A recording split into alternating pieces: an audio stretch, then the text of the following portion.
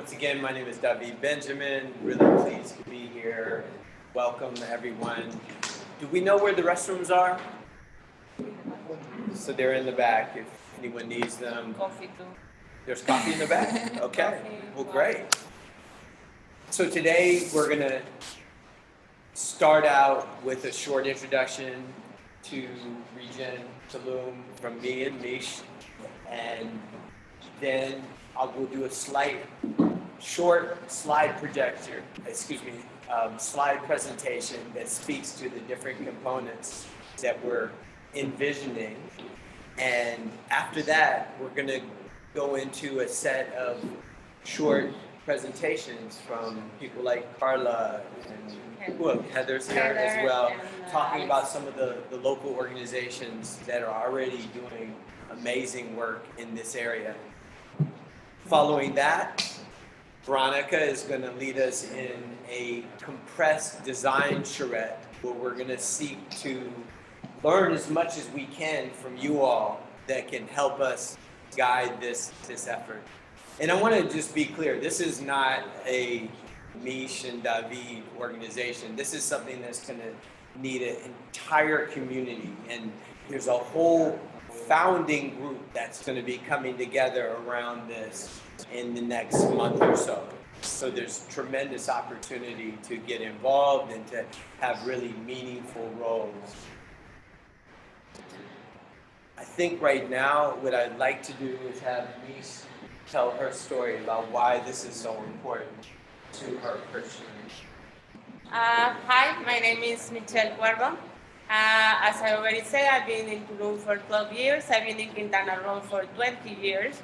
And when I first moved to Tulum, I was doing Kundalini yoga. So I would go to this yoga studio on the beach. And at the end, we did this relaxation with gong music. And after opening my eyes, after being on this gong sound healing, I will be surrounded by crabs. We had all these two crabs that it was just like, I guess, living underneath the yoga deck. And they will go up, like they'll be curious, they'll be attracted. And for me, that was like an amazing experience. No, I would open my eyes and be surrounded by these creatures. And I'm like, oh my God, the crabs are my friends. I love them. They're like, we're in tune. And then I'll be working on the beach for around 5 years. And I will see the season of the crabs coming. They were migrating from the mangrove to the ocean, from the ocean to the mangrove.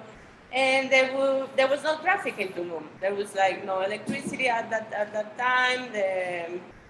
Barely any taxis coming by. So you will see them like cross by the hundreds, thousands. Sometimes you see cars crossing and you will stop them and like, oh please, let the crabs come in. And then year after year, there was more traffic, there was more hotels, there were more parties, there were more taxis, and they were running over the crabs. So I could see the population getting lower and smaller every year until one day I realized like, oh my God, we killed the crabs. There are no more blue crabs crossing. There's maybe one like lost somewhere. But so for me that was a shock, no? For me, I could see in real time how we actually end up with a species. So that's when I decided like, oh my God, like we're gonna destroy the rest of Tulum. So for me, that was the thing that made it click. And I started to meet people that were already like in the same symphony. That's Heather and Carla and Alexis, and they all were like they've been fighting for Tulum way before, years before. So I joined their movement. I was part of Red Tulum Sostenible for a long time. I was helping Heather with their social media, etc., etc. So I became part of the people who were trying to help Tulum. I also do social media for a living, so I'm always like online and I started seeing like a lot of people coming to Tulum and not realizing like there's already like some movement going on, some people helping. And so there was this thing that there was this, I realized there's this disconnect. People don't know there's already people trying to help. Sometimes they duplicate or they come here and say like, okay, we're gonna create this movement. And you're like, but there's already these people doing this. Why don't you join them? So that's when I started to realize like there's not a lot of information out there. So we can create something that pulls everyone together and gives the information to everyone that's coming here. So especially the tourism, because a lot of tourism comes and they don't know what's going on. They want to help, but they don't know how to help. And well, long story short, I met David, who just like moved next door to where I was living, and he's been, well, he's gonna tell you the story. But the thing is, it clicked on me, like, okay, he has the tools to help us put this together, and so that's how it started. I'll let you tell your story. Hopefully there's no more blue crabs. And it's really interesting because Vish was asking me, like, what's the difference between sustainability and regeneration? And I said, well, sustainability means that we say, oh, okay, well, the crabs, can't really do anything about them, but we're going to prevent any other species from going extinct, right? From now on, we're going to get sustainable, and it's just going to stay in this same state. Which, that's one way of thinking about it. But then regeneration, well, then we're really thinking about restoring the environment, and we're thinking about, well, how can we get the blue crabs back? Is that possible? I don't know. Her friend saw some blue crabs the other day. So when the lockdown was happening, they came back. Okay. So maybe it's possible. I don't know. One. No, there's still some, but they're not like they used to be. So my name is David Benjamin. I'm from the Bay Area, but I came to Tulum 25 years ago. I went to the ruins.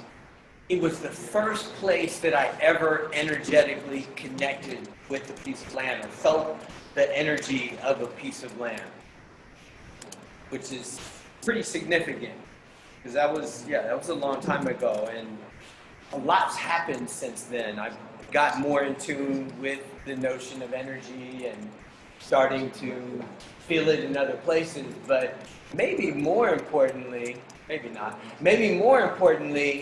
I've done a lot of work with organizing communities around regeneration, resilience, localization, or some people call it relocalization.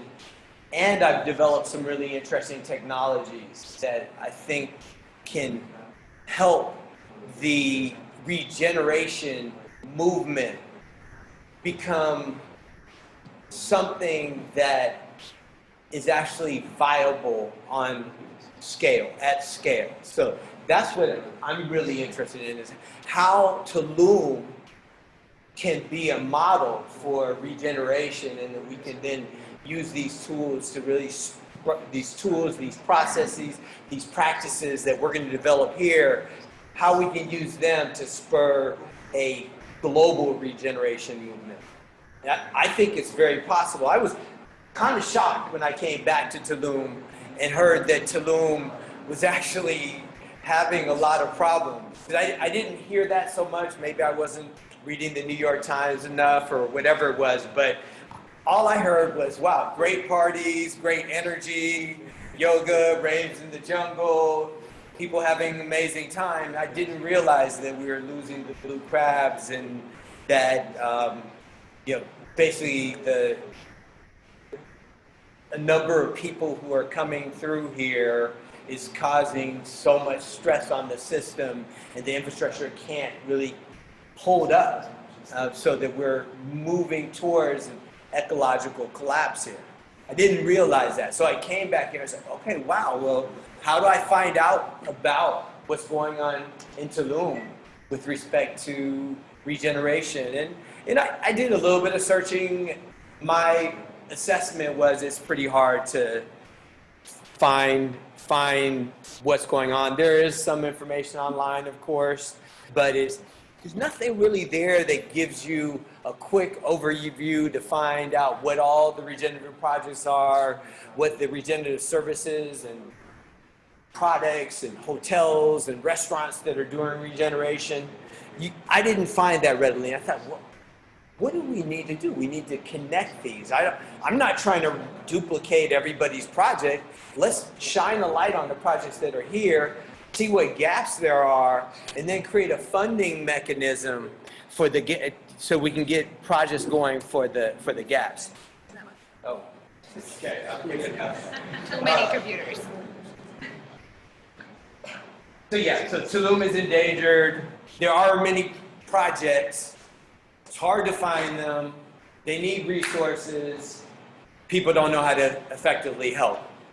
That's a problem statement in my mind. So what could we do?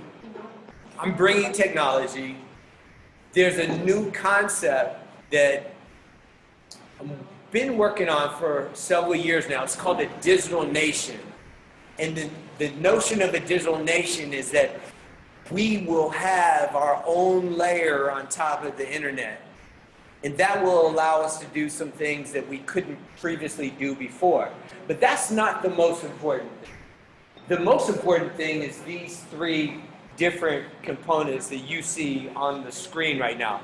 So one is a decentralized directory for regeneration in Tulum where anyone can add entries of regenerative projects, products, services, hotels that have some aspect of them that are regenerative, or multiple aspects of them that are regenerative, hopefully.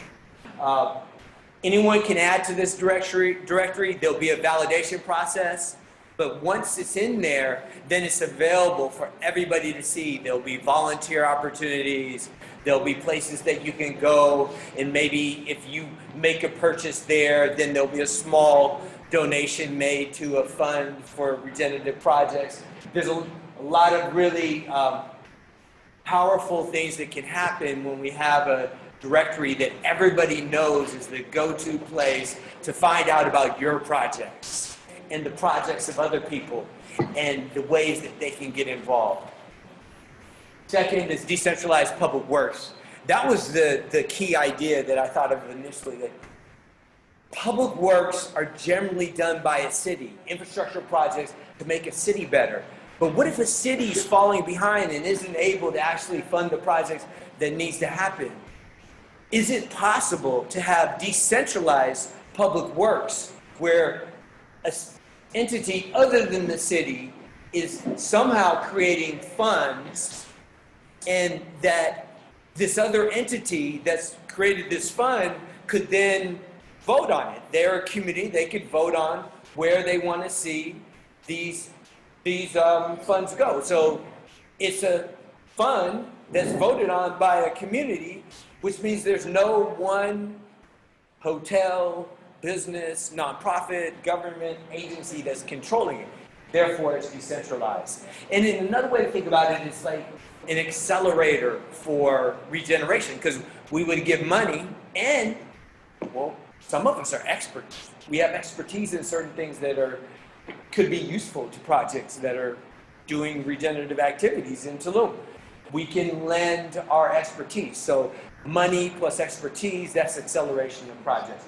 The third thing is a community currency. Community currencies have been around for 6,000 years, of course. There was a lot of experiments in the last century with them. I'm sure there's a fair amount going on now. But with blockchain, we have a whole new possibility for robust community currencies that create many different use cases of value, and at the same time using this blockchain tokenized economy, we can create the fund that powers decentralized public works. So those are the big ideas that want to come together in a way that can support Tulum becoming the model regeneration city, town, ecotourism destination. I'll get it right soon. So another way I thought about this, like Yelp for regeneration in Tulum. And what would that mean? Well, there's projects, volunteer opportunities, tourist resources. So anything that a tourist would want to know about regeneration should be in this directory. Why? Because there's over 2 million tourists coming. They have a ton of money. This is a group of people that we really need to somehow motivate, leverage, activate for the betterment of Tulum. And of course, there'd be regenerative products and services. As I said, accelerated for regeneration. So what does it mean? It means that companies or nonprofits or groups of people that come together to do a regenerative project will put in a proposal. There'll be a question and answer period that anybody can participate in. Once that period is over, there will be voting. The voting will be token holders. It could be regenerative projects. It also could be votes on how we operate Regen Tulum. So one or the other. And the votes could be either competitive, meaning there's 7 projects and we're able to fund 2, or it could be standalone, where we're just going to vote yay or nay if we want to move forward with a particular project. And this is not going to be my decision. There's going to be a group, a founding council that comes together, and we're going to be developing together the governance of this organization. Oh, the third piece is the projects will report back on their successful endeavors. Then this other element is really this community currency. So I'm thinking it might want to be called TLM for Tulum. I'm not making that decision, but that's at least where we're starting. The thing that makes the community currency or a token in the blockchain world valuable is if people want to use it. So we can find a way, and I believe we can find a way that hotels, restaurants, service providers, people providing massages and cranial sacral and medicine journeys will be willing to take this, accept this token. That becomes super powerful. You would also use the token for voting. You could acquire it by volunteering for a project, by operating within this digital nation that I spoke about earlier, and that I'm going to come back to in just a moment. That's what I mean by online contributions. So if you create information that's useful for other people about regeneration in Tulum, then you can get a reward in the token. And there's a possibility of getting purchase reward in token for making purchases within a member network with people who accept the community currency potentially, as well as being able to purchase these.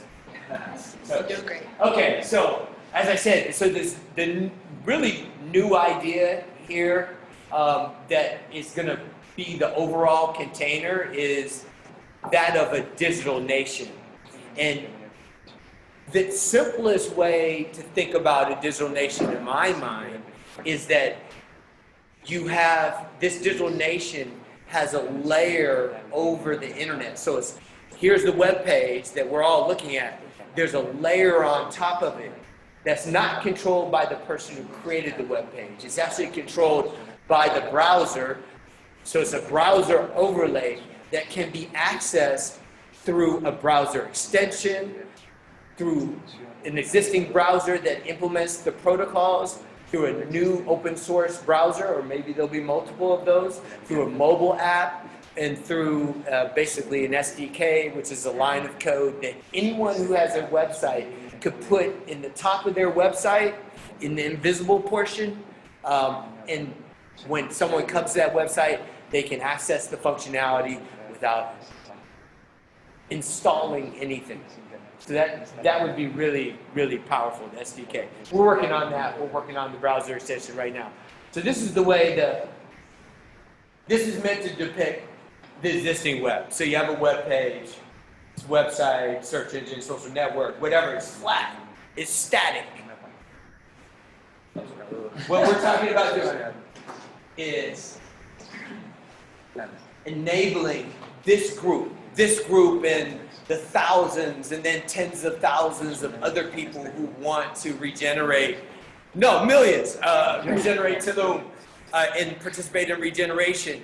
Allow them to basically layer information, interactions, transactions, and experiences on top of a web page.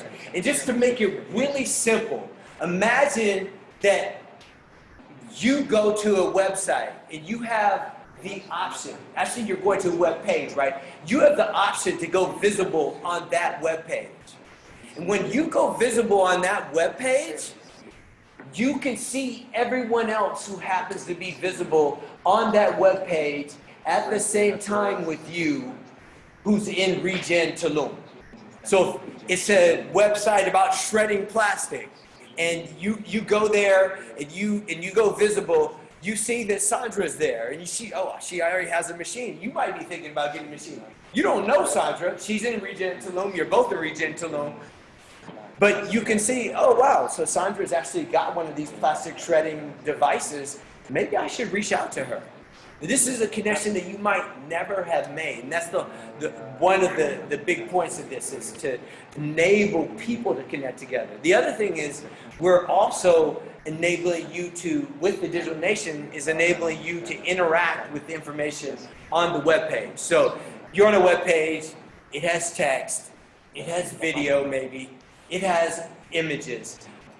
Imagine being able to go to one of the images and then add a conversation to it. And so then you and anyone else within the Regen Tulum community that goes to this same webpage can interact on this conversation. It stays there right on this image of the Sargazo, for example. And maybe some people are talking about cleaning it up. Maybe some people are talking about turning it into some kind of useful product. But those types of conversations can happen right there on the content with the people in the Regen Tulum community. Does that make sense? Yes. How do you get notified? It'll have notifications in the systems as well. Yeah, you basically have your own profile that's associated with Regen Tulum, and you have many of the same social features that you would have with one of the other internet platforms. The big difference is you don't have to be limited to just one site or one page. You actually have access over the entire web. I don't give an analogy. I was sharing this with a friend of mine, big tech over. But yeah, it's like adding the Google Doc functionalities on top of any website ever. So you can tag stuff, you can share stuff with friends, you can comment and tag someone to any website. So you don't have to send someone a link and describe what it is. It's like, yeah, I think Google Doc functionality on every website. Really convenient, which is pretty powerful. On steroids. Really got my attention, yeah. Yeah. Awesome. Yes. Any page is with system or the web developer is trying to write some code before to enable the system? No. Once someone has access through a browser extension, there's no need for any intervention with the developer. Developers can create smart tags that then can be used by the community as well. So right now we're gonna have a note tag, a conversation tag, a bridge tag, which connects two pieces of information with a relationship. We'll have a list tag, but developers within our community could say, you know what? We need some other kind of tag, a regeneration tag, I don't know what it is, that we want to be able to tag photos or pieces of text with. They build it, then our community could use that and use it on any web page. It's going to be something that's going to be instant. Instant. Instant. Instant. Yeah. Yeah, it's attention triggered too, so it's, so here, this is a very crude example. The tech is a lot further than this, but Basically, you're on a web page, you move your cursor near something, and you can see it kind of light right there. The notion is as you get closer to it, the thing signals if there's information associated with it. And then if you click on it, it'll show you, oh, well, with this particular sentence right here, there's 5 pieces of contradicting information, there's 4 pieces of supporting information, a couple supporting notes, there's a conversation. So there's a bunch of information that's associated with this particular thing. So you can just go ahead and drill down on this, and you say, oh, wow, I had no idea that someone believes, that this is this is contradicting this, or this is supporting this. And then you could, if you actually click the highlight, you get your own options where you can create a bridge which connects 2 pieces of information. You can create a note. You can go visible on the page. So there's a lot of optionality on this, and we'll be delving more into that over the next month or 2 as we're rolling out the technology. But for now, I just want to quickly get through the rest. So, yes? Do you know what the Thrive Solutions Hub? The what now? Thrive Solutions Hub? I don't. I can send that to you because it sounds similar. I don't know my language, but yeah. Please do. Yes, absolutely. So in terms of building this fund, because we're talking about actually creating a fund to finance some projects, and some of the ways to do that, obviously membership is one way. If we can come up with ways that this system can create value for people, maybe people would be willing to pay to be members. I always think it's really important to have a free membership option as well. So there's got to be that, just kind of walk in and, but maybe there's a premium version that developers or businesses or tourists may be really interested in and partaking. So that's one kind of central aspect of it. But there's also the possibility of sponsorships, donations, grants. These are all very traditional. But now there's also, with community currency and the digital nation, as well as NFTs, there's some non-traditional ways that are really just becoming available now. So in-network purchases, if we have a community currency, if there's a possibility that we could send a portion of each sale to the fund. So if I'm part of Regen Tulum and there's a hotel or a restaurant that's part of Regen Tulum, if I make a purchase there, maybe there's a small amount of my purchase that is able to go to the fund, for example. Overweb activity, I haven't talked about the overweb, I really should say digital nation activity. So if you're in the digital nation and you create a note or start a conversation or create a bridge, a connection between 2 pieces of information that actually creates value for people, you get a compensation in this currency.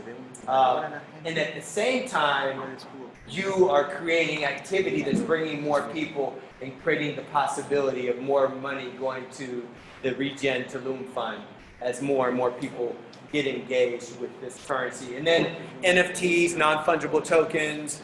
Look it up if you don't know what it is, but basically it's a new way of, I like to think of it as an electronic envelope around a digital asset that signifies who the owner is. This could be a piece of digital art. And in fact, a project that I'm kind of interested in, if there are other people, would be to set up a way for artists within Tulum and potentially elsewhere as well. And it could be kids, it could be anyone, right? And we make their pieces of their digital art NFTs, so then they can be now something that's actually saleable, and then the artist could get a portion of the sale, and the Regen Tulum Fund could get a portion of the sale. So there's a lot of ways we can raise money for something as important as this. Maybe I can lost. Also, external providers can be just like sponsor and also advertise in these. Well, we as a community need to decide whether we want to have advertisement.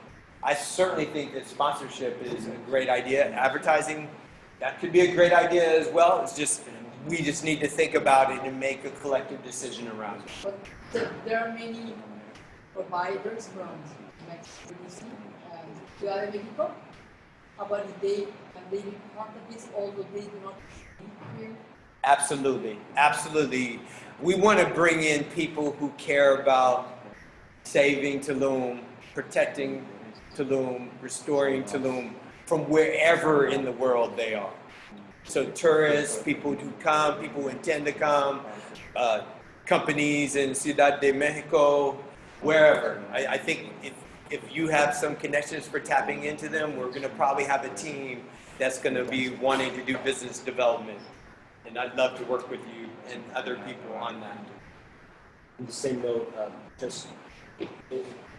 Regen Tulum is, I feel like it's a vehicle where everybody here can set up a proposal, be part of it, so we create funds, right?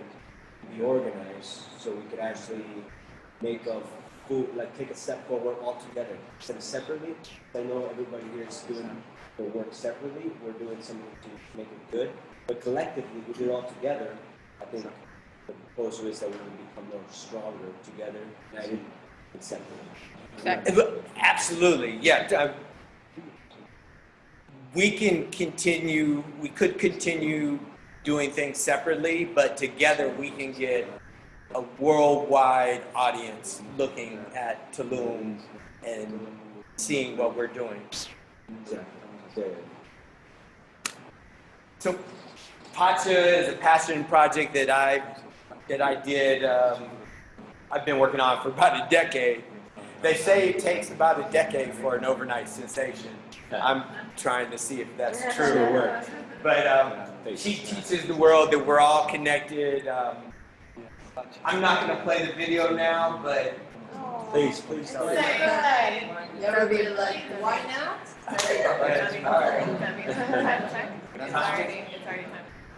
oh, it's time. Maybe we'll play it. We'll play it at the end. How about that?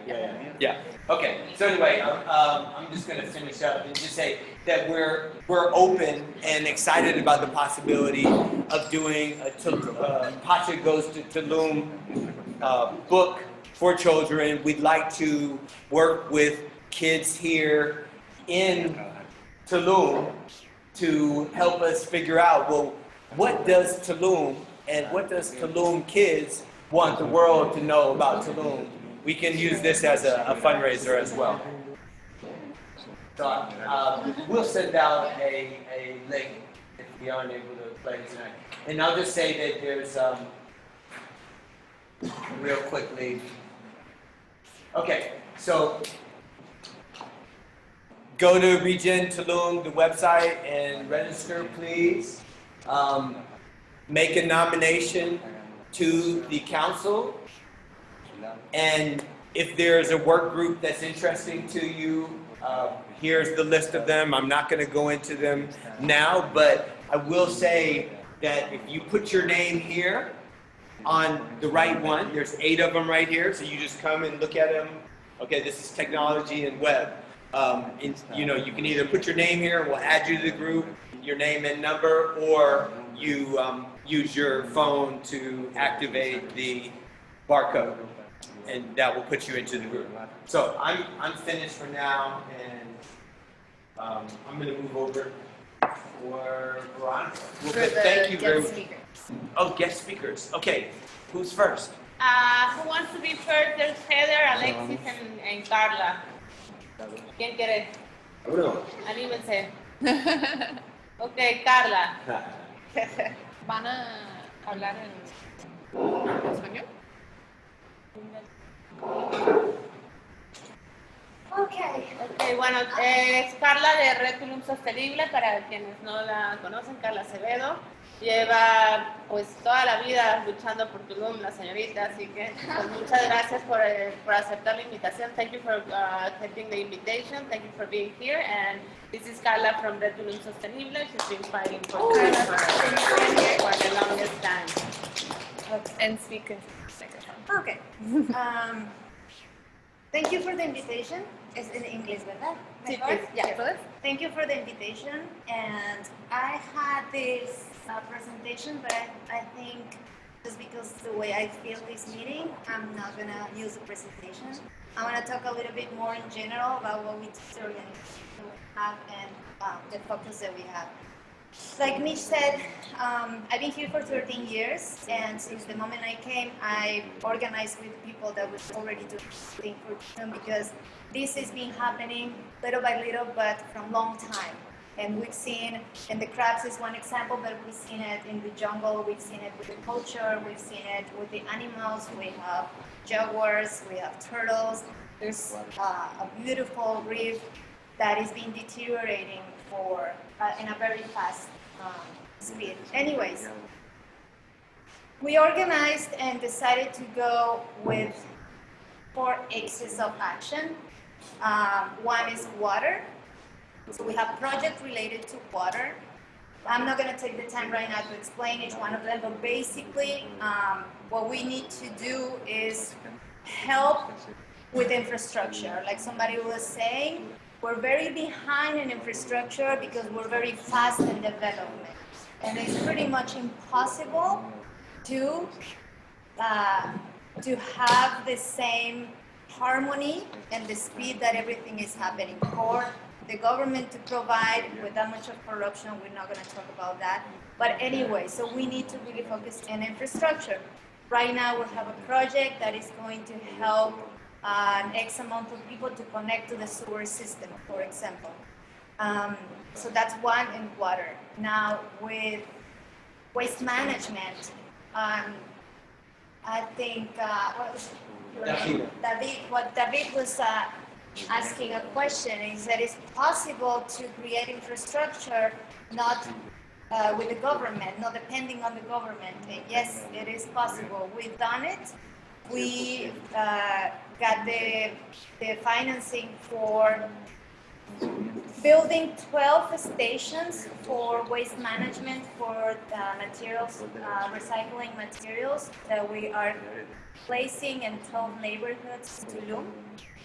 And we're basically educating about 15,000 people, door by door, educating about why it's important. It's not about the garbage or the management of the waste just because it looks ugly or because it smells bad or whatever. It's because the treasure we have underneath, the animals that are in the jungle, so many things that you already know. So we had to tag on the situation with the waste management because it's something that should be very possible for everybody to do, very easy. So we decided to go and ask for the money that is in the world, that is available, to bring it to provide infrastructure and education. So right now we are in that phase. We have 8 of 12 of those stations already in different neighborhoods. It's that project, it's called Los Limpios Tulum.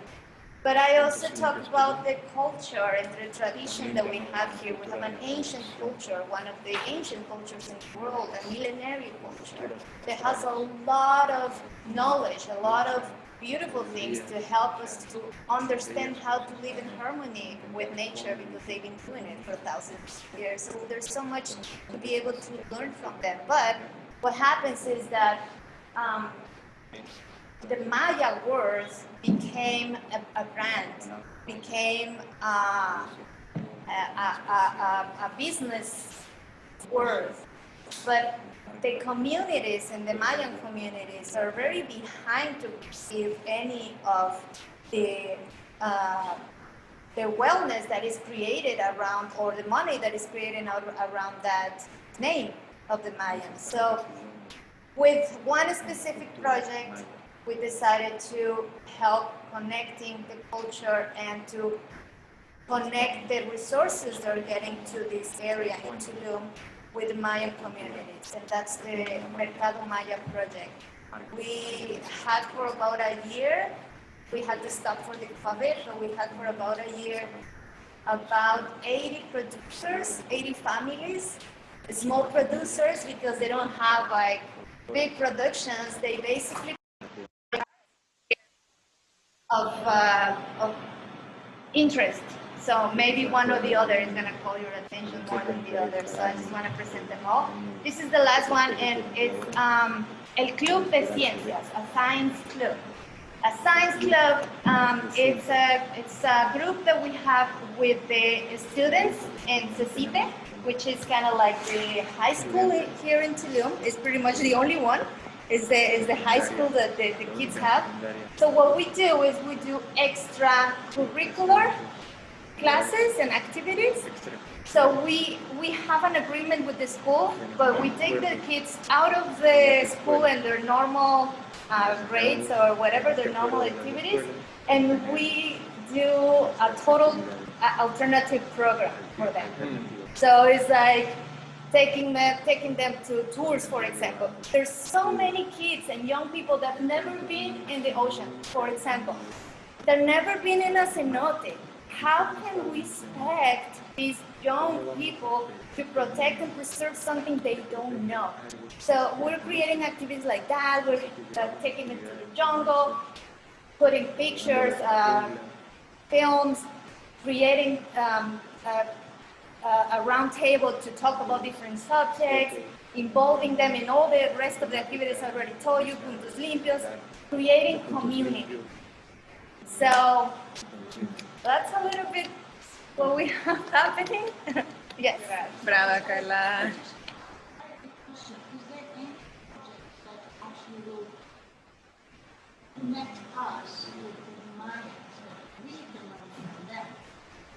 I'm sure we can create. I'm sure we can create a lot of things.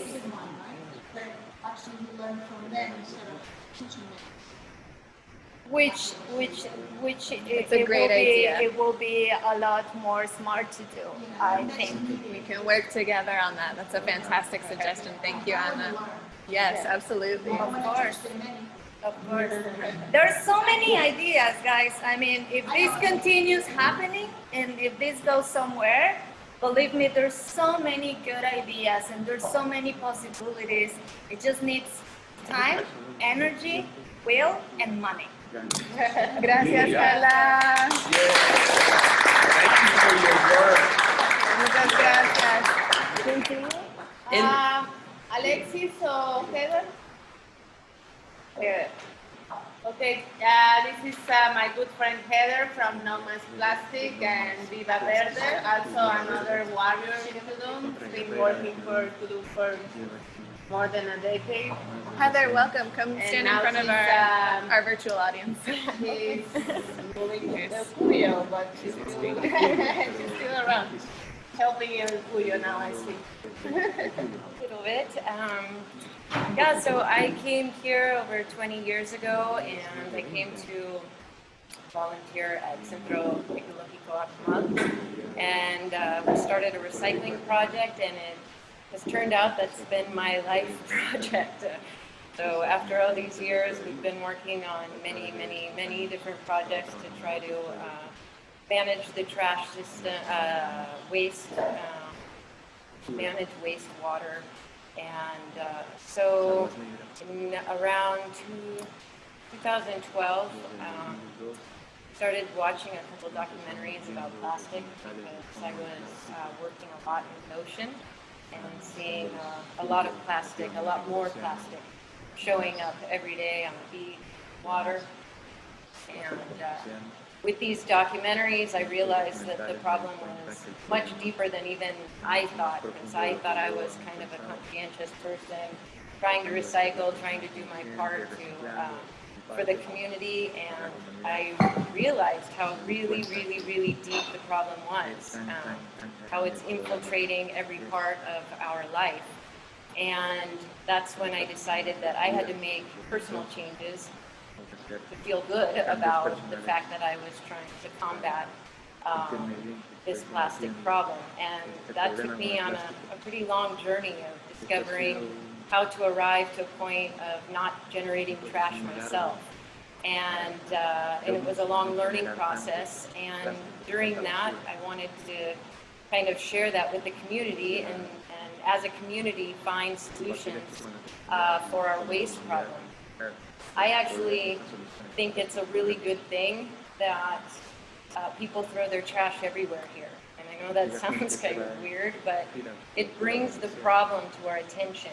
Because in a lot of other places, when you throw it in the trash and it gets taken away, you don't even think about it. You don't think about your consumption. You don't think about reducing because someone else is managing that problem. So I think that actually the fact that this infrastructure does not exist here so well brings to light that we have to actually come up with some solutions. So I've been working just doing community education projects, which includes No Mas Plastic. We had several campaigns that we started, like Sin Popotes. So that was trying to get restaurants to not serve straws automatically, or as well having people request that they don't get a straw with their drink. And these little projects, campaigns, I think really did reach a good amount of people. And I think it's really important to create these community groups to make those changes, because if we wait for the government or other people to do it, it just a lot of times doesn't happen. And I think now, especially after COVID, we're entering this digital age where I think it's really important that we have that backing behind these organizations that are working in the community, because otherwise that message doesn't get out like maybe it should be, because we are living in a digital age. So I think it's really, really important that we have that support, that we get this message out. I've been also working with Carla and Michelle on Regen Tulum Sostenible, the community group. We kind of started with that same concept of trying to bring different people together and different groups together to try to make some positive change for Tulum. And we've been working together for many years, and a lot of projects are finally coming to fruition, and so that's exciting that finally things are moving. But we have a big challenge. This growth that's happening in Tulum is really crazy. And like Michelle mentioned, I have moved away a little bit and coming back in right now. I drove in. It's really shocking. It's really shocking to see what's going on here, and I really hope that we can come together and make these projects happen. And I know that there's money and support and people willing to support. We just have to have that infrastructure to bring people together. So I'm really grateful and thankful that you guys are doing for bringing everyone together. Thanks, Elena.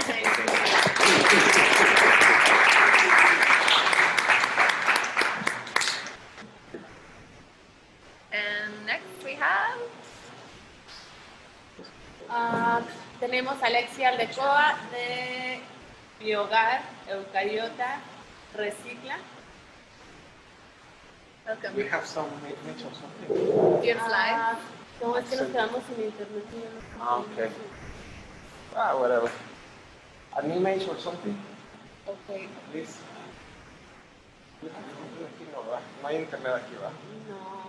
Ay, me la debes doblar. No problem. Let's fix it. Okay. Good afternoon, good evening, everyone. As I told you, I'm Alexis from Tulum Circula, Eucariota and Biogar, and we just launched a program that the name is Tulum Circula from Tulum Circulates. Circulates to sustainability, circulates to regeneration, circulates to community. And this program is launched by two organizations, Eucariota and Biogar. Eucariota is a consultancy agency that is focused on certification and social responsibility, and Biogar is a civil association that is focused on environmental culture and working with communities, right? So this program, it's focused on recycling, and we opened the first registered recycling center. The name is the Circula Center in La Veleta. I don't know if some of you visit this place. Actually, in 6 months, we recycled already 150 tons. And our proposal value is very interesting.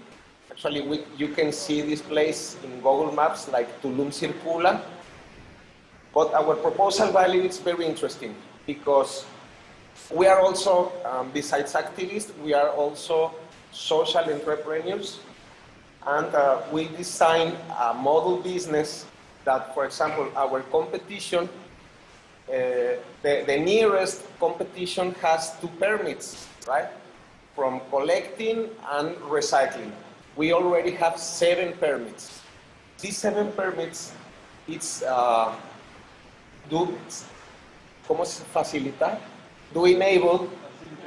it's facilitating to us a very interesting process. In all Mexico, the recyclers, it's one, the consultancy, it's another, and the coach, it's the third company.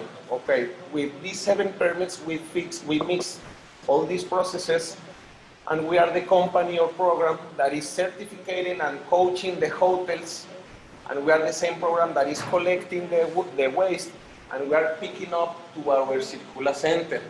For example, we are making the certification for Ajau, Canán, Delec, Tikal, Villa Pescadores, Casa Banana, and other places. The interesting thing is that we are not only focused on the establishments like hotels or restaurants.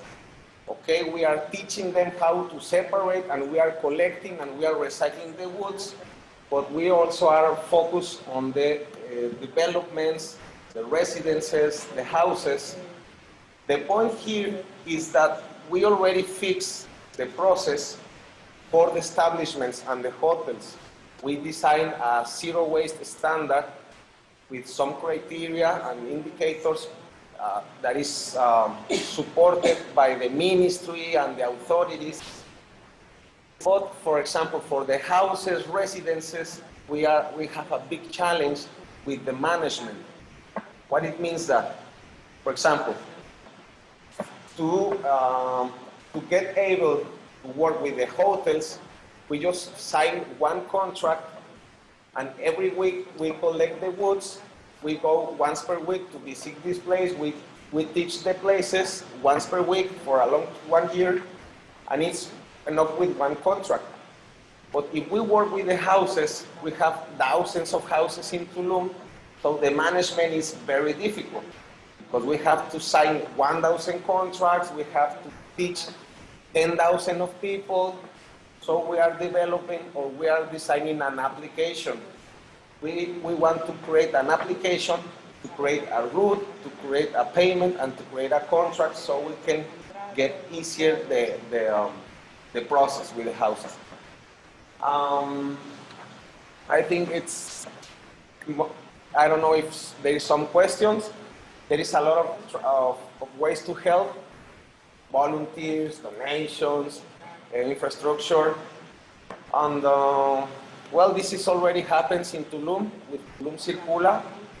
And if you have, for example, some establishment in the town, some hotel in hotel zone, you can let us know, and we can collect the woods for this place.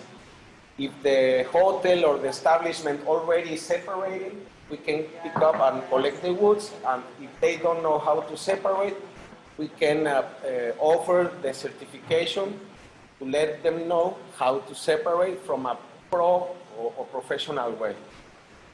Please. Do you have a website that you can find out more information? Yes, of course.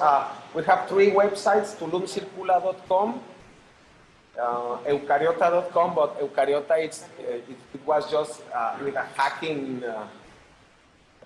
Well, eucariota.com is not working for a couple of weeks, and biogar.org. And you can find us in the social media. We are Mexican, but we are spiritual activists, and we love our most sacred resource, that is our territory. We fight for the environmental dignity and hope to create a community to get in front with all the endangered situation that we are now, right? So thank you so much, and everything we are here.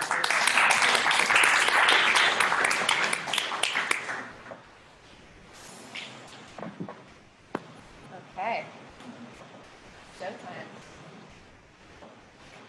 My name is Veronica Anderson. I am a visionary architect, and this evening I'm here to guide you through a process of designing the regenerative Tulum that we all want, deserve, and what the planet truly needs. So I invite David to help me switch into my slides. And how are you guys feeling? Good, excited. Good, excited. Our Zoom crowd, how are you feeling? On a scale of 1 to 5, how excited are you by what you've seen this evening? Drop it in the chat box for us. So as you guys know, we don't have internet today, and there was an interactive component to this process where we were going to be polling you. So we'll see if that works. Connor, how's my mic? Do you have to do anything? Cool. Just so you know, the folks in the chat said 5, 5, and 7. 7. And we're joined by more than a dozen participants virtually, and this recording will be made available. So that just goes to show us the reach that we're actually capable of achieving right now.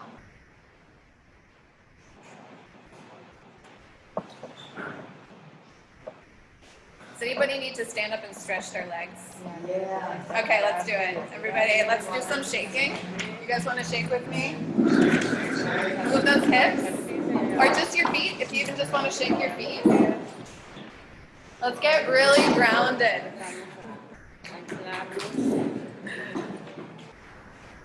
So if you're still with me, I invite you to direct your attention to your feet, your roots, your energetic connection with this planet. And maybe something that you don't think about very much is gravity. And I want to offer you to just become aware of a sense of gravity now.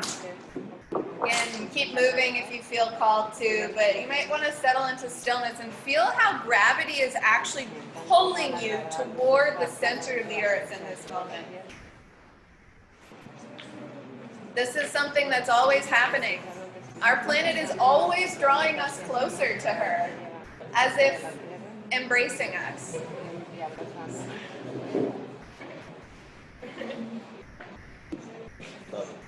We got an 11 from the Zoom crowd. People are excited. Okay, so let's come back into coherence, please. Let's take our seats. Thank you all for taking the opportunity to connect with one another, to connect with the earth. It's always a little risky to invite people to move in the middle of your presentation because then they don't come back. So if you're back with me, I really appreciate you. I see some of you in the back still back with me. Thank you also. So let's have some heart coherence breaths. So I'm going to invite you all to just breathe with me 3 times. And we're going to establish a field of heart coherence in this space. If any of you are familiar with HeartMath, the HeartMath Institute, this is a scientifically proven phenomenon where when we breathe together, we actually generate a powerful field of resonance that can affect the way that we feel, think, and behave.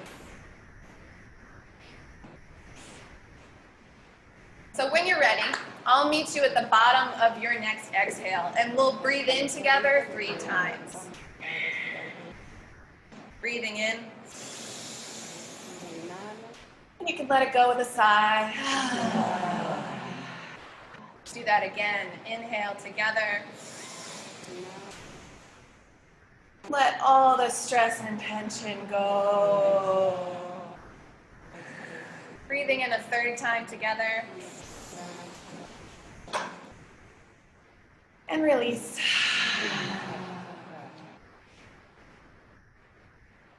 How do you feel? I feel calmer. So, my name is Veronica. I am an architect, a planner of regenerative communities, a pioneer in the field of geodesign, and a healer. So these are some images of work that I've done, and I started my journey as a professional in Philadelphia. This is an example of an application that I built for helping to empower decision makers with the data that they needed to make smart decisions. So a lot of times we don't think about maps and how magical they are. That's something that I'm obsessed with. And that's a little bit something we'll be talking about today. This plan in the middle is from a project that I did for the University of Peace in Costa Rica. We worked with a local indigenous community, local secular community, a city, and the university to create an integral holistic plan to preserve the last dry forest in the Central Valley of Costa Rica. This project didn't go anywhere. My guess is pretty often. I probably, like you, could feel disempowered and hopeless a lot of times. Well, we're all together in the same room right now, and we're connecting because we can see one another. The Home Dash project is designed to show us how connected we are to the earth, to remind us that in every moment we are always connected to the earth, and that it's the only thing that we all share. So many of us have different interests, many different skills, and we're trying to work for personal goals. But when we can focus on the one thing that we all share, our earth, we can start to feel alignment and coherence and empowerment and connection. And so that's what has me focusing on this project right now. And Tulum is going to be the pilot for that project. And I'm going to show you how in a second. So, this is a documentary that I was going to speak to a little bit, The Dark Side of Tulum. If you haven't seen it yet, I definitely recommend it. It's on YouTube. Raise your hand if you've seen it. Cool. Yeah, we're all clued in here. So, instead, because we don't have internet, I'm going to share with you a story about San Jose in Costa Rica. So up until a month ago, I was living in Costa Rica, and I had been there for 4 years. And the city of San Jose, the capital city, is vibrant, it has culture, it has art, but there's a lot of crime, and it feels pretty unsafe, and it's not something that you really want to explore. Tourists usually just come to San Jose as a stopover. They're only passing through. But there's one neighborhood that's really beautiful, and it's full of amazing restaurants. And so I was asking people, how come this neighborhood, Barrio Escalante, is so nice? Why is this like an amazing neighborhood to walk around? How come people are spending 3 times as much on their hotel rooms just to be in this neighborhood? And you know what people told me? They organized themselves. When development was happening in that neighborhood, the members of that community stood together and they said, no. This is the kind of development we want in our community, and that doesn't fit our plan, our vision for our community, and they stood together. And that made Barrio Escalante one of the most popular areas of San Jose that has in fact changed the entire city just because it's such a nice place to be. So that's an example of how important it is that we're working together, how we can achieve so much more when we're together. And I've spent the last 15 years of my life training in architecture, master planning, and sustainable development so that I could empower communities like this one to do exactly that. And that's what we're here to do tonight. That's what we're here to do over the next month, 3 months, year, however long it takes. We can come together, organize ourselves, and make a difference. Yes.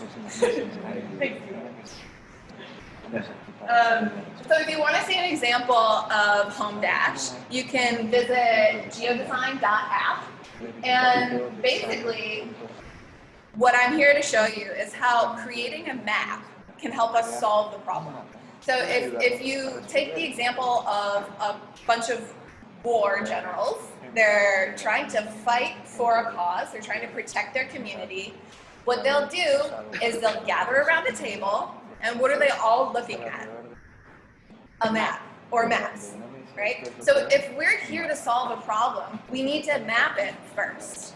And in this case, these are the steps that I'm just off the top of my head riffing here. And I welcome you guys to chime in. Raise your hand if you have a thought. We're creating a team. Hello. Good job. You're here. And thank you, online friends. The next step is to build a database. So David was talking about this in his introduction. And if you're not a tech person, don't worry. A database is sometimes it's just a spreadsheet. And in our case, that's what we're going to use. We set up task forces and we hit the streets. We start to put information into an organized spreadsheet, database, whatever you want to call it. And then we maintain a central reporting system. We stay organized. We have some kind of validation task force.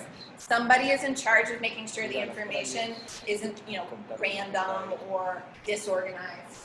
And then we categorize the data. And I'll show you a map that we can use to do that, so that people can find what they're looking for really easily.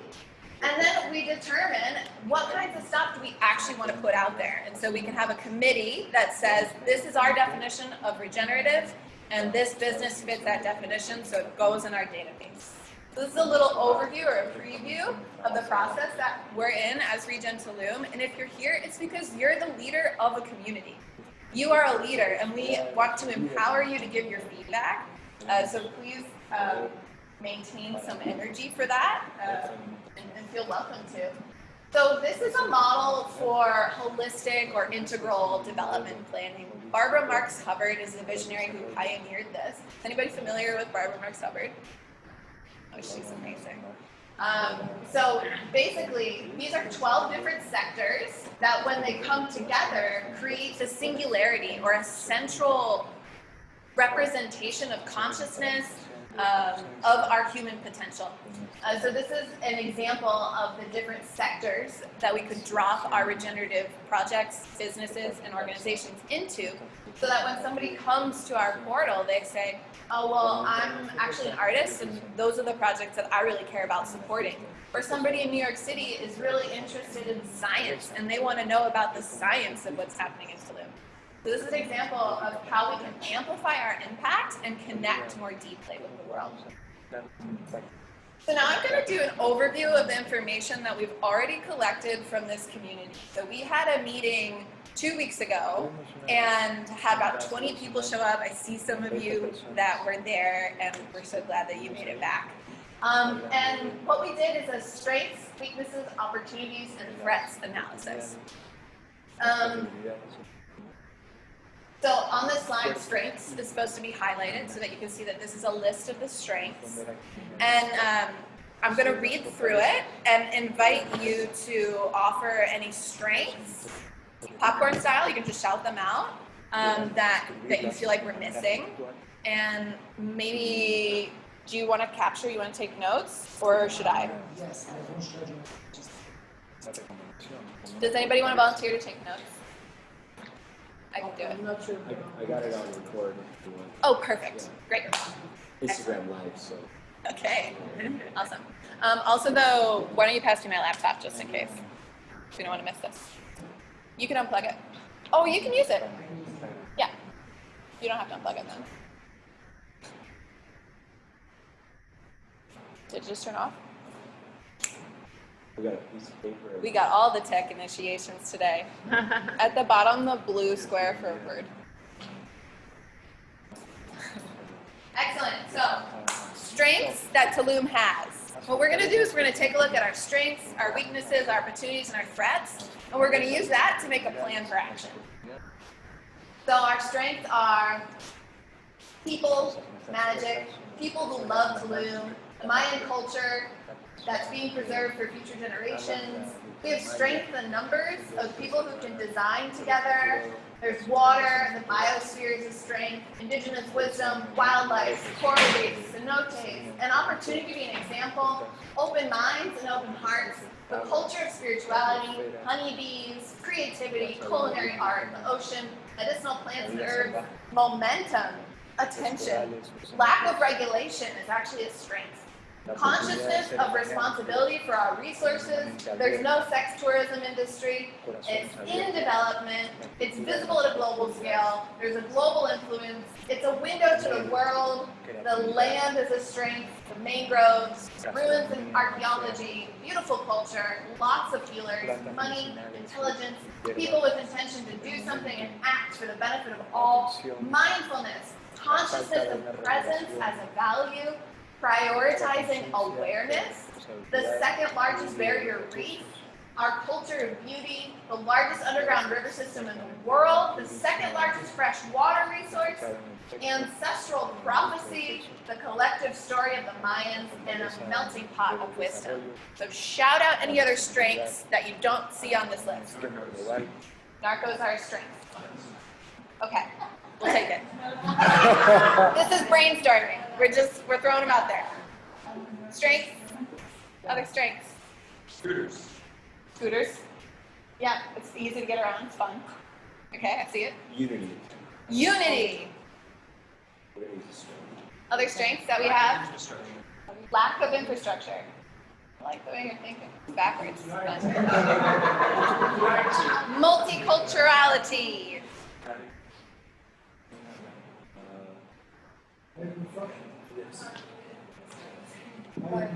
Bioconstruction, good example. Organization, right? Now we're organized. We gotta start somewhere.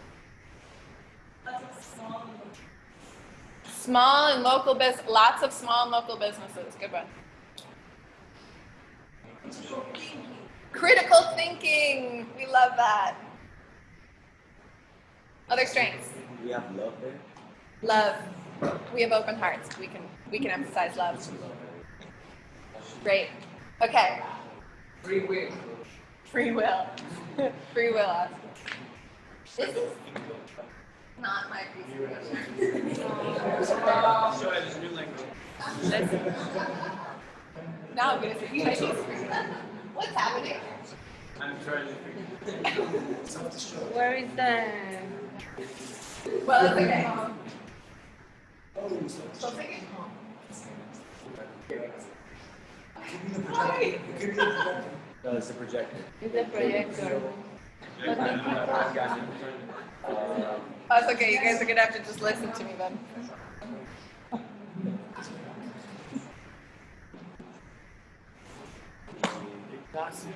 Where is Nacho?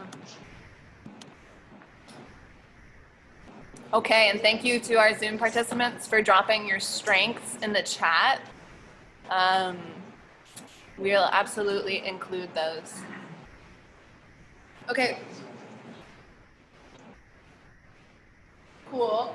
I'm gonna continue. So the next segment that we brainstormed about in our first meeting is weaknesses. Oh, I see. We have a mapping activity, which I think we might skip because of time. And then, the next meeting, you're asking when the next meeting. Log on to the regentulum.com and we'll make sure that you're notified. And ultimately, it's going to be a WhatsApp, right? Yes. Did you want to join a task force? A work group? I don't have a group now. Okay. But I want to. Okay. I got your info on the spreadsheet. Great. Thank you. Thanks a lot. Thank you for your presence. Okay, so we want to get your input on the weaknesses. The list that we have is security, infrastructure, greed, language, overdevelopment, corruption, education, crime, healthcare, bitterness, lack of coordination, fragile ecosystems, drugs, short-term thinking, Focus on aesthetics, corruption, exclusion, classism, fragmentation, disconnection, ego, transitory community, disposable place, pretentiousness, resource insecurity, unstable power dynamics, shooting, scarcity complex, government, global health, alcoholism, violence, mental health, and water pollution. So if you are aware of some other weaknesses that we want to take into account, shout it out. Superficiality. Ignorance. I think that's Sargazo. It's like a lack of education, I think. More weakness. Huh? What do you want it to say? What do you want it to say? Let's be specific.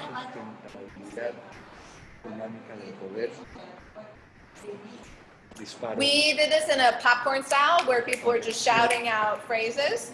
So it's. Does anybody remember if it was you who said that? It's gone.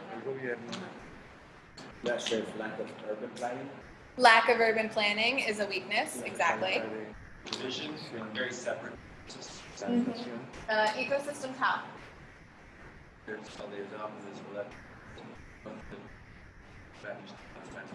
Okay, separation between communities. Division. Other weaknesses. What is a weakness that Tulum could possibly have resolved through our efforts together? Lack of connection. Lack of unity and connection. Lack of honesty. Inequality. Economically. A lot of whitewashing. Whitewashing, sustainability. Do you mean like greenwashing? Like not real sustainability that they're calling it? Yeah, greenwashing. Good one. What other weaknesses have we witnessed? What have you seen in your time in Tulum? Homelessness? Lack of rule of law. Homelessness. Law enforcement. That's Is that what you mean? maybe a second. Okay. Maybe we can just write the invasion like in quotes so we know that that's on our map. Exploitation.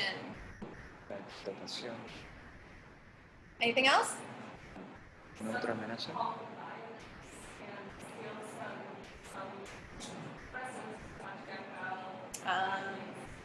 Domestic violence, patriarchy. Lack of information. But anything specific? Yeah, like a lot of this. Right. Lack of communication and information. Good.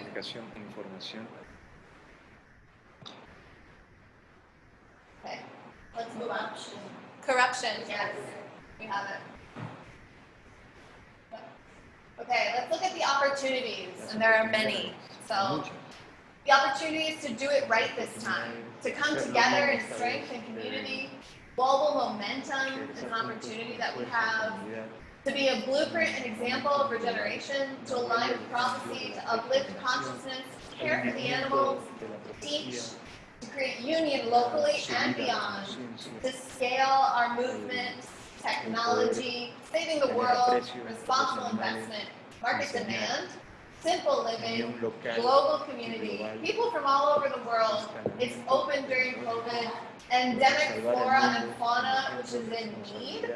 Powerful people are here, there's energy, using cryptocurrency is an opportunity, a model town for the rest of the world, the chance to truly define ecotourism and regenerative sustainable development, to set the green standard, to catalyze the digital nomads, which are here to tell the story, new technologies that weren't here before, a lot of people doing regenerative projects and have information, and a lot of energy to be channeled, as well as the opportunity to empower people to act. Yes. What other opportunities can you think of that we might be missing? Felix is happy. de verdaderamente definir el Abundance turismo ecológico abundance of y regenerativo sustentable resources and para growth. poder desarrollarse. Like the community is already growing. Yeah, I think that Dar el everything grows estándar here. You see that el vivir de una manera verde, and there's abundance of all dentro del shades medio and ambiente, sustenance from farms catalizador digital, soils, tomas digitales que puedan dar su historia Natural abundance al mundo. of nature. Nuevas tecnologías Maybe que proposals? antes no estaban. Proposals. Muchas personas The opportunity to receive proposals from the community. Okay, receiving proposals. Good idea. Thank you. mucha energía canalizada de poder actuar. Okay, yes. To turn greenwashing into truly green projects. De verdad, I think it would be great to an opportunity to shame people who are productos using ecológicos. still get change. So using bio shaming, very efficient. Good opportunity. I'm personally against the word shame, but this is a group. It's a group initiative, so Disgust is also we'll. You want to say that again? Either use disgust or shame to like wake up to what's going on. A little louder. Use disgust or shame, welcome them to the world of what is garbage doing. This is what garbage does. As opposed to this Instagram picture of the beautiful beaches. To tell the true story, Well, yeah, like the documentary. like the dark side. Yeah. Okay. Great. Any other? Right this time. Isn't that really pretentious? Sorry. A lot of you. This town is very small and people Yes. This is a response to what's been happening in Cancun and then Playa del Carmen.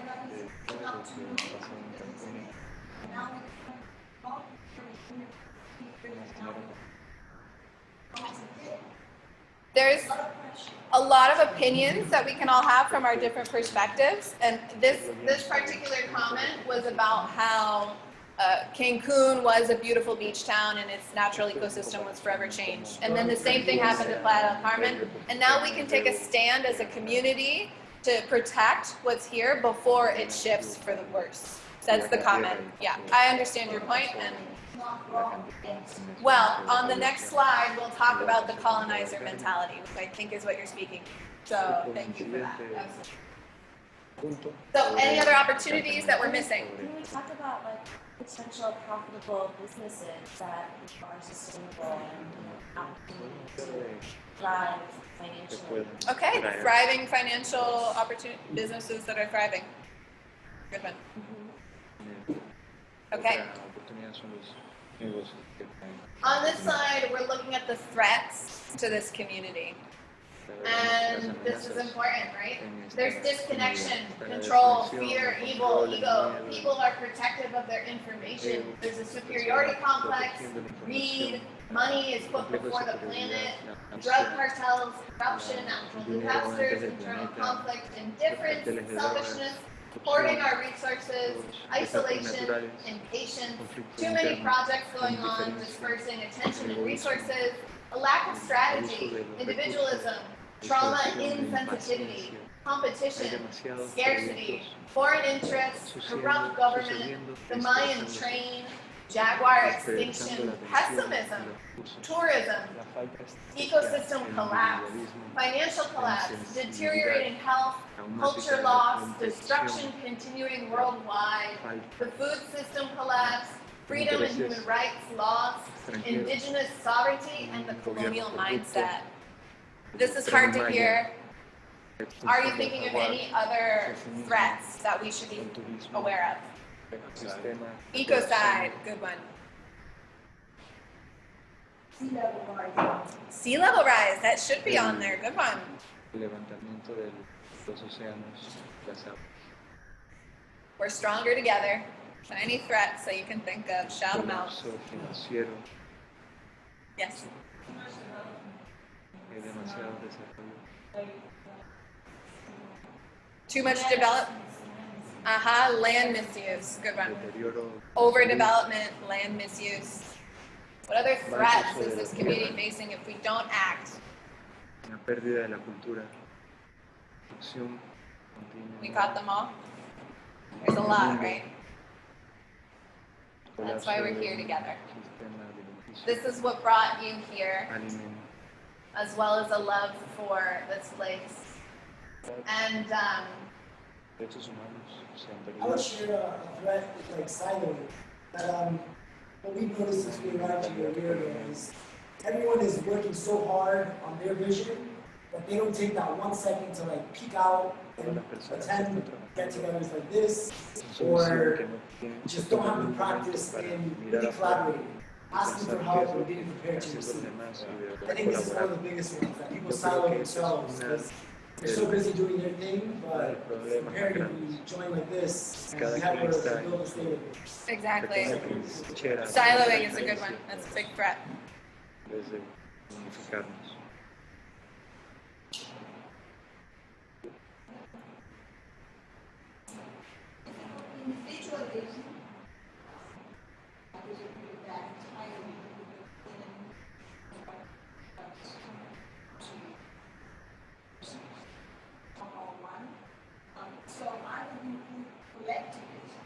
Okay. Sure. Collectivism. Yes, definitely. Many of these threats could be perceived as strengths, and many of the strengths could also be perceived as weaknesses, and this is definitely a imperfect system for taking a general assessment. But what we've just done is we've completed a needs assessment of Tulum. And now we've taken a look at the broader picture, and we're able to start to zoom down and start to act within the system, having an awareness of the whole. So, what should we focus on? Right? We're 40 people, 50, 60, there's 60 of us here, and we all want to do something, and we want to do it together. What should we focus on? Oh. Proposals. I'm sure that each one of us has a different idea. And this process of being in a group is actually about how can we cohere around something that we all agree on. So this is gonna be hard to do without Wi-Fi. So let's just take 2 minutes. Is anybody really inspired by something from the last segment that makes them feel like they want to act? Do you want to raise your hand and speak to the group about something that just motivated you or an insight?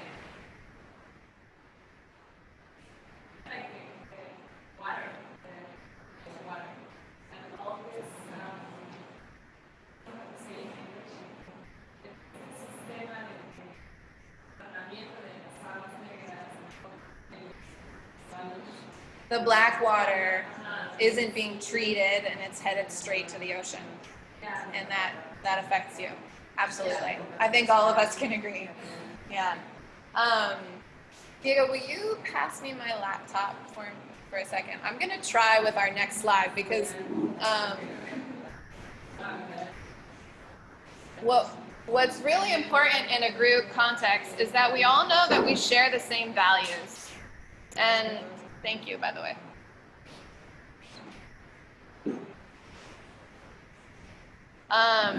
We want to ask you which of these core values are most important to you. And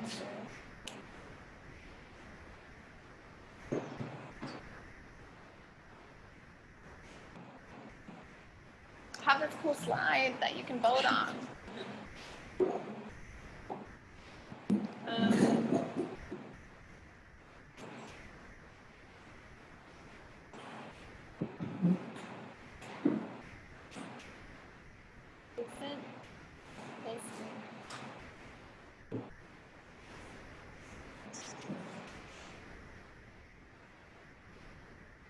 Okay, here we go. So if you want to go to slido.com or take a picture of this QR code, you can vote on these core values for Regen Tulum and offer your input as to which of them are most important to you. Yes. There's a QR code if you want to get on the camera. That'll probably be the fastest way to do it.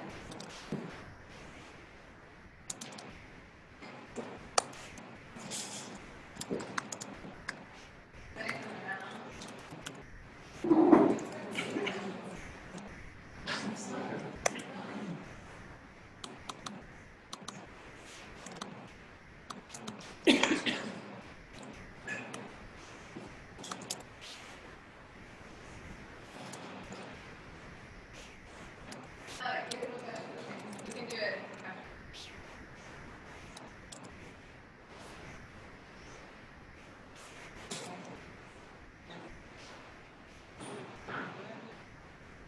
So if you're on slido.com, there'll be a number I can put in, or you can use your QR code. What's the number? 335 335 239. 239.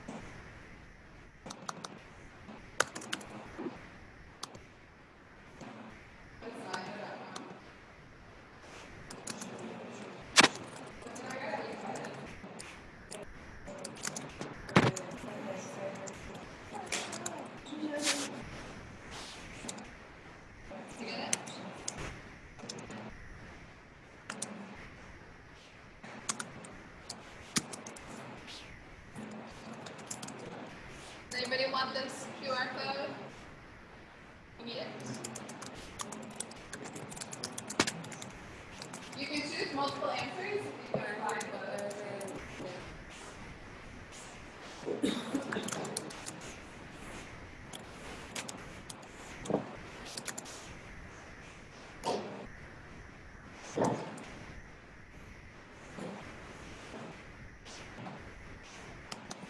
Okay, so we have 8 people who already participated.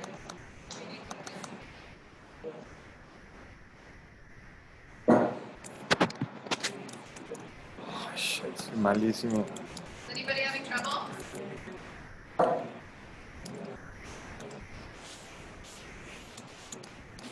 So if you're not able to access the slides, I'll read it aloud.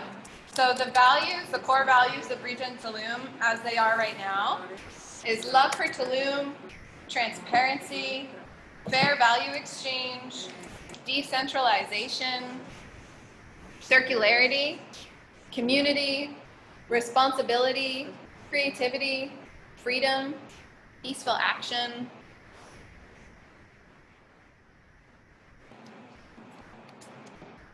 We have 13 answers right now.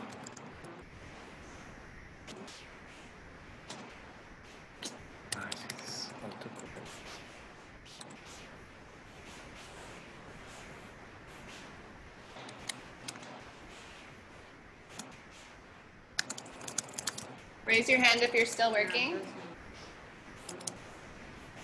Please? Okay.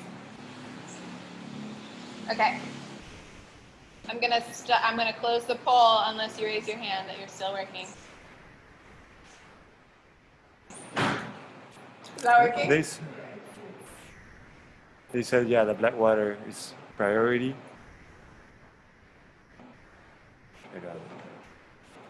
autocorrect. Great.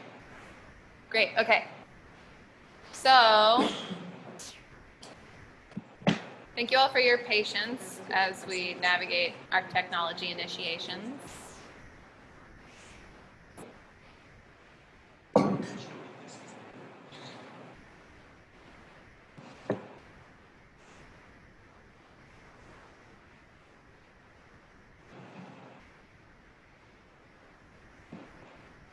Okay, so we had 16 votes.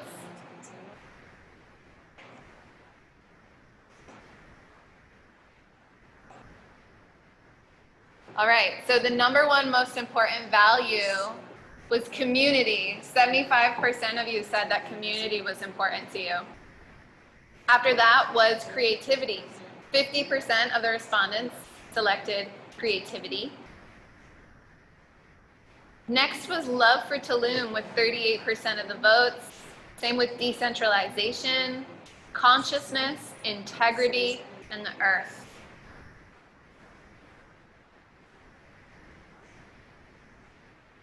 So the least voted on answers was peaceful action. Nobody voted, nobody chose peaceful action. Humility only got 6% of the votes. Wisdom only got 17%. Fair value exchange was only 17%, and so was transparency. So hopefully this gives you a sense of how important community is to all of us. Everybody here, more or less, 78% of us voted that community is important. And what a good thing, since that's what we're here to talk about. So we're going to get into some action now. We have about a half an hour left. And in that time, I'm going to invite each of you to get into a small group. Hopefully about 4 or 5 people, if possible. And once you're in your groups, I'll give you some directions. So this is leading us into the development of our concept for how we can create an open source master plan for Tulum together. So I invite you to get into groups of 3 or 4, 5. Hopefully, like where you're already sitting can work for you. How do you want it to work for the people online? God, I don't think there's breakout groups for webinars. Okay. Dear online friends, thank you for bearing with us as we figure out how to best serve you. We don't have the option to put you in breakout rooms, unfortunately.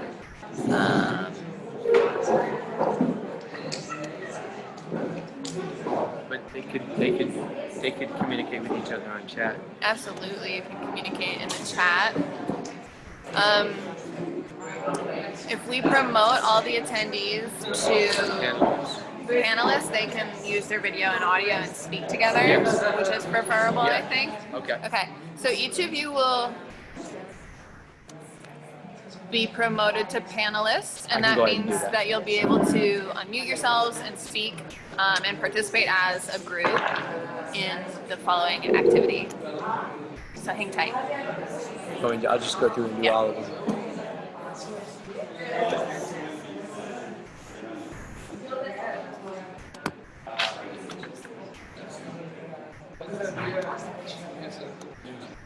Okay, friends. So our topic is the following, and I'm going to pass you a piece of paper to old school. Take notes. You see we have 3 groups, correct? Great. If you guys want to split into 2, it might be easier so everybody just like to have a voice. Yeah. 2, you're just 2. Here's some markers.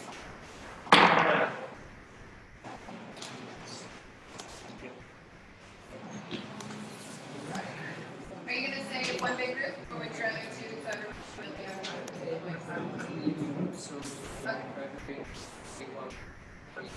Okay. Okay, so our conversation now for the next 10 minutes is how do we define regenerative? How do we define regenerative? And think about this as what qualifications we're going to use to include people in our database. So we're going to promote projects, businesses, organizations that are regenerative in Tulum. How do we define that? How should we define that? Okay. So speak about it in your group and choose somebody to take notes and somebody to speak back to the group when our 10 minutes is up. All right? Questions? Just raise your hand and I'll come to you.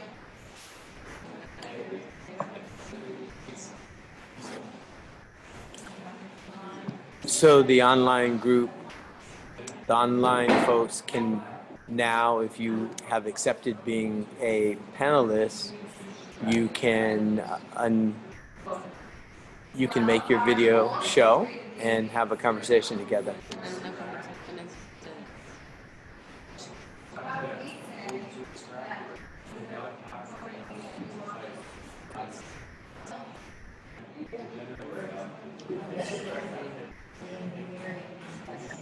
Telling me the host is stop the video. What's that now? It says you cannot go because the host has stopped it.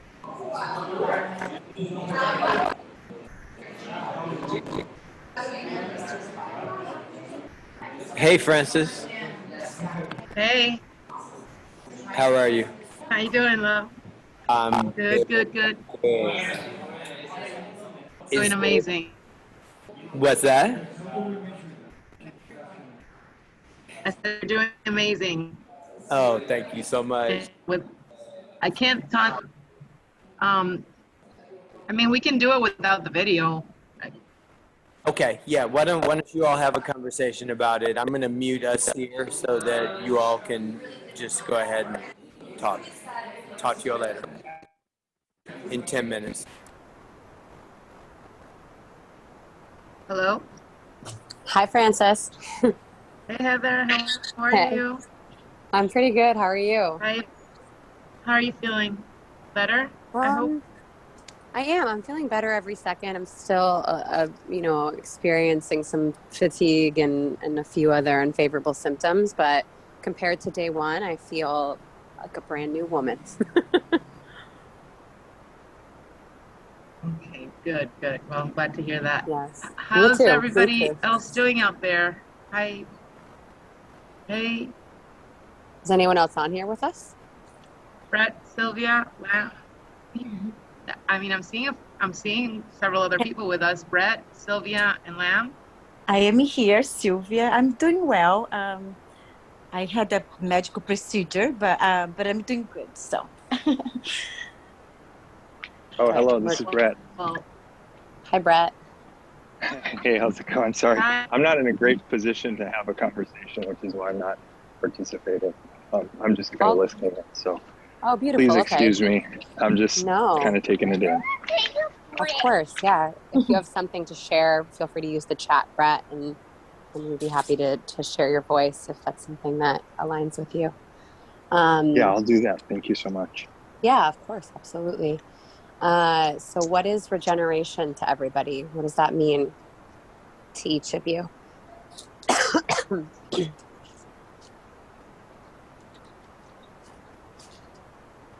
Hello. Who wants to go first?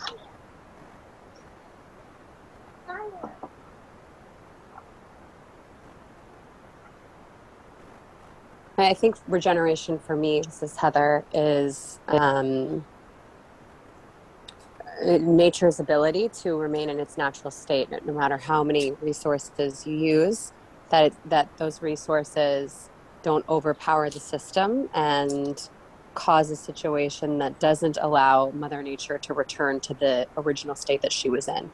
So I'm trying to word that in a simpler way, but just the ability to always sustain, maintain the health and wealth of the planet without overwhelming her resources. That's what regeneration is to me. Absolutely. Hi, Lamb. Hey, Francis. Hey, everybody else. Is it Hi. just Anybody want to go? I guess anybody can chime in.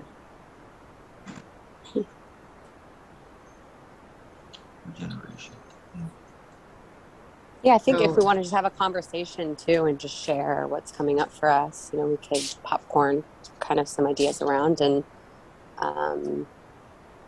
they wanted us to come up with a definition as a team and then have someone speak into it. so regeneration for me is, and I guess I've been learning a lot about it recently, and I've had a little bit of mentoring, and I feel like I'm being regenerated myself in some ways, is the ability to see things and with different eyes, to expand on potential, whether it's a person or places, and just really kind of reinvent the wheel, reinvent yourself, reinvent what's going on with a particular place, and bring new life to it, bring new energy to it. And that is I'm gonna say, I have to say that goes with, I didn't see things as that way a while ago, because I got involved in sustainability and regenerative development more because of the technical side, but I am taking a course on regeneration right now that's sort of making me realize a lot of things that I wasn't aware of. So, but yeah, it's really bringing new energy to something that's been depleted, and viewing things from a different perspective. Absolutely. Yep. If I can give my input, I'd like to say, I don't know if y'all can hear me so well, by the way. So if not, I apologize. Um, and just let me know if my audio isn't clear. I completely agree with you, Francis. I've also never thought of it in that way necessarily, and I guess that was a good definition to where my mind was kind of wandering, looking for how to describe regeneration. Naturally, I'm inclined to think about the long-term effects and repercussions of all actions that we take as human beings, and how regeneration fits into that. So I do agree that regeneration should be, this new energy that comes into any place, and kind of thinks of it in a better way, maybe develop some new systems, maybe repair some systems that were old and working and were broken. And I think it has to be done in a way that really is sustainable, that has like a long-term armor behind it or around it. Because otherwise then it might be regenerative for a moment, but then it's destructive or non-regenerative in the long run. So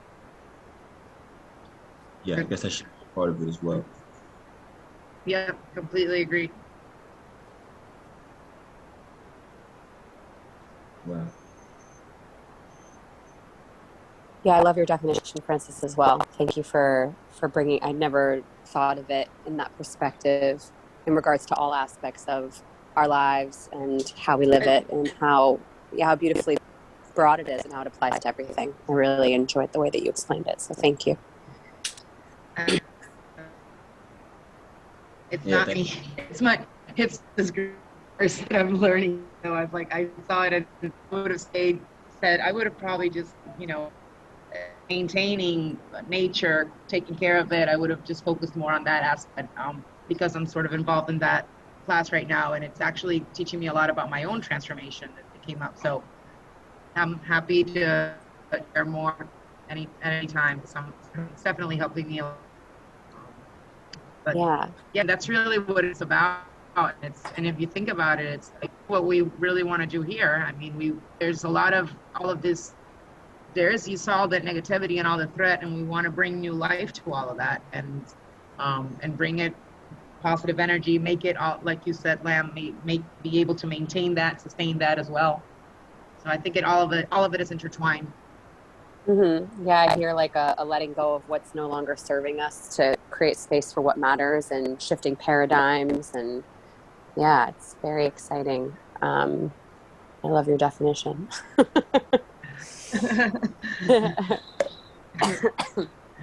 Again, it's like not, I don't want to take credit for that. It's like recent learning from recent courses, but it's definitely, I mean, it's I guess it's a textbook sort of definition, if you will.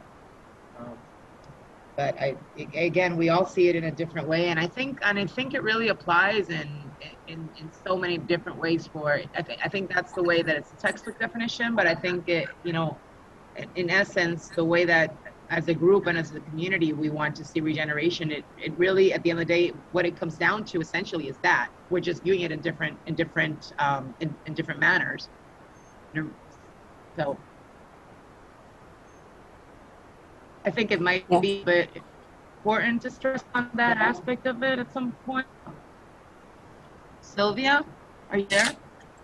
Brett, did you want to say anything? Yes, I do. Thank you. Can you hear me? Yes. Hello? Yeah, okay. So yes, I really like, you know, what everybody has shared so far. It sounds like very very clear, you know. It's like the idea of really, you know, taking, you know, like what is no longer serving and then come out, you know, bringing new ideas and new systems, you know, that is sustainable. And with that, it would be also important for me, like regenerate is like also to, you know, to work with the natural resources, you know, and also to work with local people to, you know, regenerate. Exactly. Mm-hmm. Yeah, to regenerate, you know, and I think that is, you know, that would be also very important to include, you know, the local voices. Completely. It's about the expanding on the place that you're at and the people that live in it. That's really kind of Because really what it's that's, about. to me, that was going to be sustainable if we have, you know, it's a very inclusive system, so we can really better and as we learned from what we have done, right? Completely. Yeah. Absolutely. Yeah. So that's Thank you. Also, so when sorry, No. I wasn't going to say anything.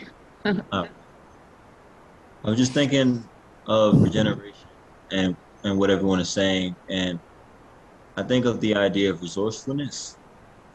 And it's important to be resourceful when you're working with a limited amount of resources. As vast as the planet is, obviously, like we can consume pretty like previously. And I also think of like resourcefulness being somewhat synonymous to maybe limiting.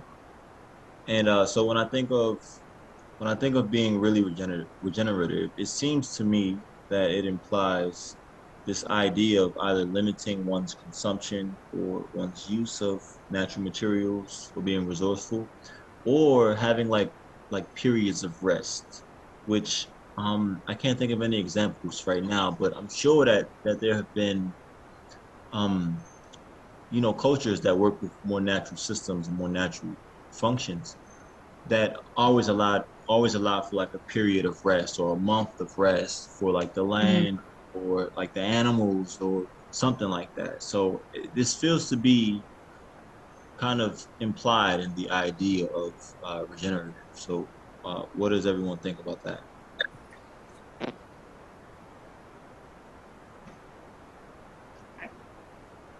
I completely agree. It has to be that way. We have to, I mean, part of regenerative development is really sort of working with the natural systems that are in place and actually taking into account the interdependency of everything that's a living system within a certain place. So, Breathe in. Right. Exhaling to release all the energy. In this last time, see your breath. Thank you all. Up into your body. Thank you all. Thank you all. Thank you. Thank you. Gorgeous. Welcome back. Welcome back. Welcome back. So we've had time to share together about what is regenerative, what does it mean to be regenerative, And we want to capture all that, but we also want to do a skills inventory where folks can offer up their skills and say what it is that they're really here to offer, because I know each one of you came here to offer something. So I think the right way to do that is going to be to just continue in our small groups. We're going to have 15 minutes before we break, 10 now. And so you can use the other side of the sheet of paper to share your name and any other information. Do we need other information? I think people's names are already in the directory. Yeah. Right? Yeah. If anybody hasn't added themselves to our directory, that's going to be a first step. Okay, if you're not sure, come check with me. But this is going to be a skills inventory from your group, so if you can share in brief what it is that you're here to offer. Maybe you're an amazing gardener. Maybe you want to hit the street and interview business owners about their regenerative practices. Maybe you have land that you wanted to activate in some kind of project and share with the world. Maybe you're amazing with social networks and you want to offer that to us. This is going to be an inventory of all the skills that we have. So you can return to your groups now unless there's questions. Is everybody clear? Go ahead.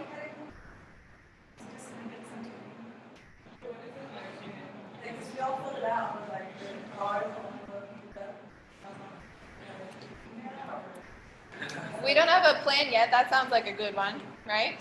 Yeah, I got everyone's info. I'm going to send you like an email or a text or Instagram and share to get you on one share document. Yeah, definitely. Be pretty excited. Any other questions? Okay, and make sure to connect with each other about your skills so that we start to get to know each other and form a stronger network. Can I ask you quick, what is like, does everyone use in here like Discord? Hands up, Discord? Does anyone use Discord? Okay, does anyone use Slack in here? Hands up, no Slack? WhatsApp? Email? Alright, Telegram? No one? Okay, so I think one big move coming from like the community space is WhatsApp is like just one long text. Discord or Slack is like a chat room where you can have sub-chats. Like you talk about just water or just events or whatever. So we're probably going to encourage, I think, a chat room like that. Makes it much easier to have a digital club. Yes. So get comfortable everyone with the idea of downloading Slack or Discord. Yeah. What's the name of the app? Sorry? Discord. We'll be sending links. We'll send links. Excellent, thank you, Oscar. Okay, so a good example of Oscar's offering is he's good with people. He's good with organizing people, and that's his skill. So think about yourself and what it is that you're really able to offer in a concrete sense, and write it down. Okay? Make sure you put your name so we can contact you. And your phone number as well. Whatever you would like, we'll find you. We'll find you, yeah. Put your skill and your name at the least. Your magic, yes. Okay, another way to think about a skill inventory is your magic. What's your magic? What do you bring? Okay? Should they just be writing or they should be talking or? Writing and talking. Writing and talking. A good exercise for yourself to express yourself. Exactly, yeah. Do you agree with that paper? Do you want another one? I can offer you more paper.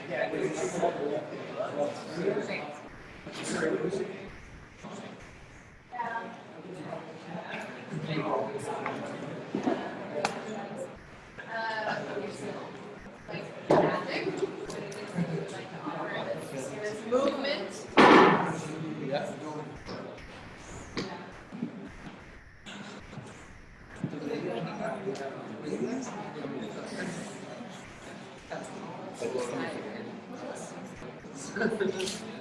Friends online, we invite you to participate in this part of the exercise by sharing in the chat written so that we have a record of it, what your magic is.